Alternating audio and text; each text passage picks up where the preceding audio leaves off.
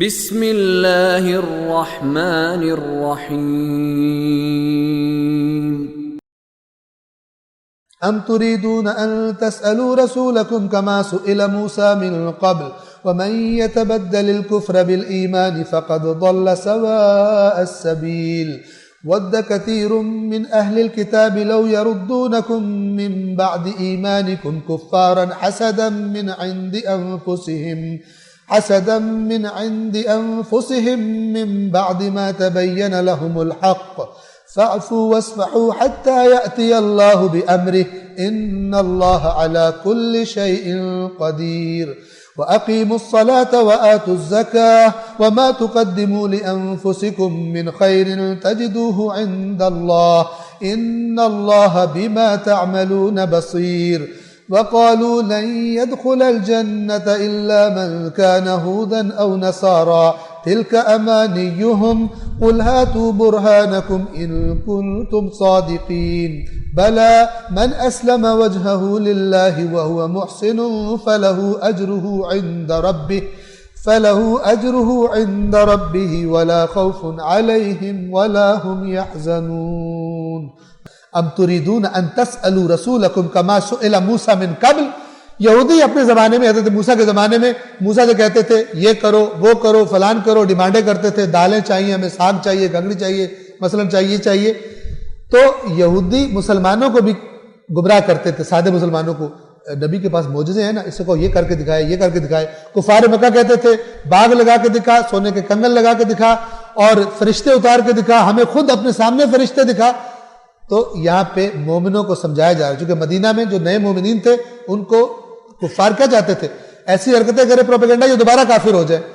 تو اب اللہ مومنوں سے کہہ رہے کیا تم لوگ اپنے رسول سے ایسے ہی سوال کرنا چاہتے ہو جیسے اس سے پہلے موسیٰ سے کیے گئے تھے؟ ایسی ڈیمانڈز کرنا چاہتے ہو؟ سوال کے دو معنی ہوتے ہیں، ایک سوال ہوتا ہے کویسچن، ایک سوال ہوتا ہے مانگنا. سائل مانگنے والے کو بھی کہتے ہیں. اللہ اب کہہ رہے تم اس طرح کرنا چاہتے ہو جس طرح موسیٰ کے ساتھ کیا تھا. وَمَن يَتَبَدَّلِ الْكُفْرَ بِالْإِيمَانِ فَقَدْ ضَلَّ سَوَاءَ السَّبِيلِ. تو یہ نبیوں سے الٹے سیدھے سوال کرنا یہ کیا ہے؟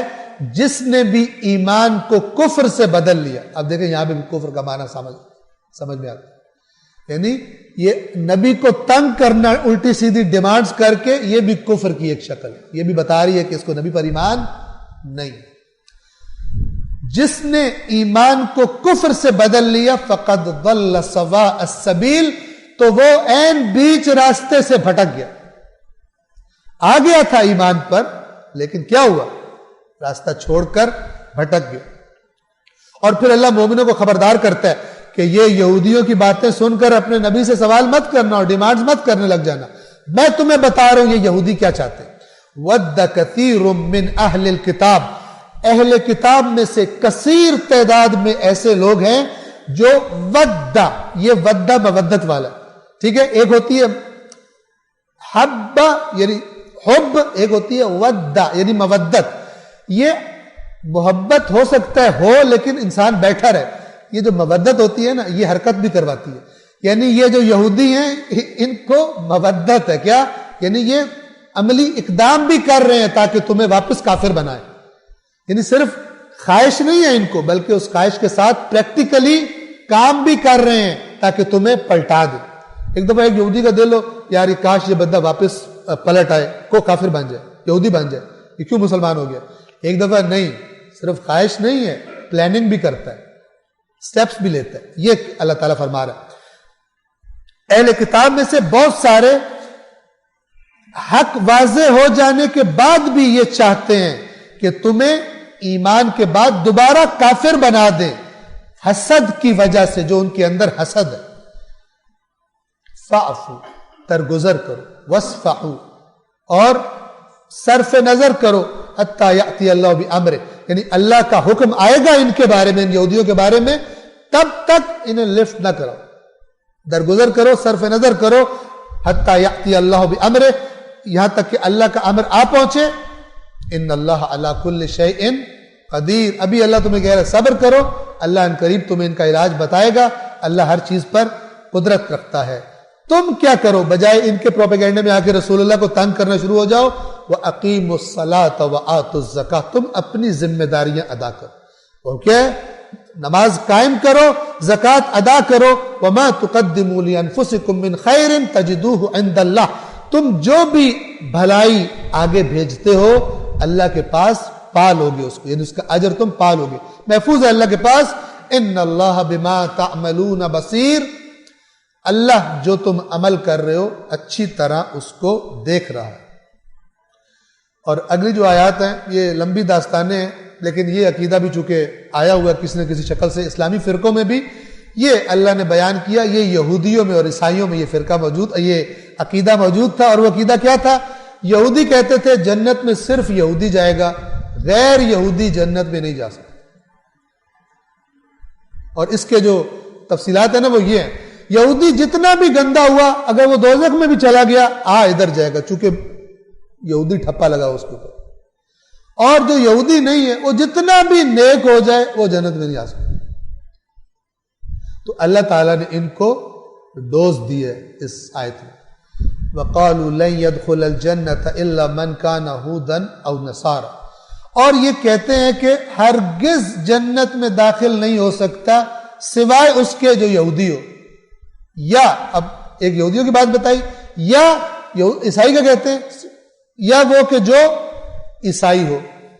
یہ نہیں کہتے تھے یہودی یا عیسائی، یہودی بھی جائیں گے عیسائی بھی جائیں گے، یہ نہیں کہتے تھے. چونکہ اگلی آیت میں آگے آ جائے گا کہ یہودی کہتے ہیں عیسائیوں کے ہاتھ پلے کچھ نہیں ہے، اور عیسائی کہتے ہیں یہودیوں کے ہاتھ پلے کچھ نہیں. وہ کہتے ہیں یہ جائل ہے، وہ کہتے ہیں یہ جائل. آج کل سملیرٹی ہے مسلمان فرقوں میں، کہتے ہیں ان کے ہاتھ پلے کچھ نہیں، ایک دوسرے کو یہی کہتے ہیں. قرآن مجید میں بہت طاقت ہے آپریشن کر کے اور اندر سے پتھریاں نکالنے کی، بہت طاقت ہے، بشرطے کہ کوئی آپریشن کرانے کے لیے تیار ہو جائے. کرتا اسی کا ہے جو خود ہدی للمتقین، جو چاہتے ہیں بچنا ان کے لیے. ورنہ جنرل نالج بڑھ جاتا ہے قرآن سے، لیکن فائدہ اسی کو ہوتا ہے جو قرآن کی بات کو سنتا اور مانتا ہو. کہتے ہیں جنت میں نہیں داخل ہو سکتا مگر جو یہودی ہو یا جو عیسائی ہو. تلک امانیہم، اللہ کا جواب بڑا زبردست خوبصورت. یہ ان کی آرزویں، ان کی آرزویں، یعنی یہ چاہتے ہیں کہ صرف یہودی جائیں، اور یہ چاہت اب ان کا عقیدہ بن گئی. ان کی تورات میں بھی نہیں لکھا، اللہ نے بھی نہیں بتایا، خود سے گھڑا ہے. آرزو تھی جو عقیدہ بن گئی. تلک امانیہم، یہ ان کی آرزویں ہیں. قل ہاتوا برہانکم ان کنتم صادقین، اے رسول ان سے کہو یہ جو تم کہتے ہو یہودی صرف جائیں گے، اپنی دلیل محکم مجھے دکھاؤ، کہاں لکھا ہوا تمہاری کتاب میں اگر سچے ہو. اور مسلمانوں سے بھی کوئی کہے کہ تم بتاؤ کہاں لکھا ہوا قرآن میں، کسی کو فرقے کا وہ ملے گا ہی نہیں نام کہ یہ والا فرقہ جنت میں جائے گا. ہاں ایک فرقہ ملے گا جو اللہ کے حکم کے آگے سر جھکا دیتا، جو سرکشی نہیں کرتا وہی جائے گا جنت میں، ٹھپا جو بھی لگاؤ. اور جو جان بوجھ کر اللہ کے حکم کے آگے سرکشی کرتا ہے اس نے جو بھی ٹھپا لگایا ہو اللہ اس کو پکڑے گا. بلا، غلط ہے تمہارا عقیدہ، یہ پچھلی بات غلط ہے. صحیح بات کیا ہے؟ قرآن ذکر کرتا ہے من اسلم وجہہ للہ، جو اپنے چہرے کو خدا کے آگے جھکا دیتا ہے. چہرہ علامت ہے، یعنی خدا کو جو جھک جاتا ہے وَهُوَ مُحْسِنٌ، اور اس کے کام بھی اچھے ہیں. محسن اچھے کام کرنے والا. لِيَبْلُوَكُمْ أَيُّكُمْ أَحْسَنُ عَمَلًا، تاکہ اللہ تمہیں آزمائے کہ یہ احسن سے محسن ہے، اس کے کام بھی اچھے ہیں. خدا کو جھک گیا اور کام بھی اچھے کرتا ہے.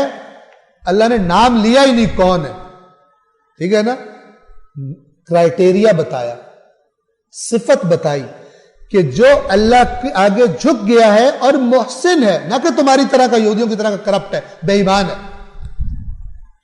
فَلَهُ أَجْرُهُ عِنْدَ رَبِّهِ، تو اس کے لیے ہے اس کا اجر عند ربہ، اس کے رب کے پاس. وَلَا خَوْفٌ عَلَيْهِمْ وَلَا هُمْ يَحْزَنُونَ، انہیں نہ کوئی خوف ہوگا نہ کوئی غم ہوگا. صدق اللہ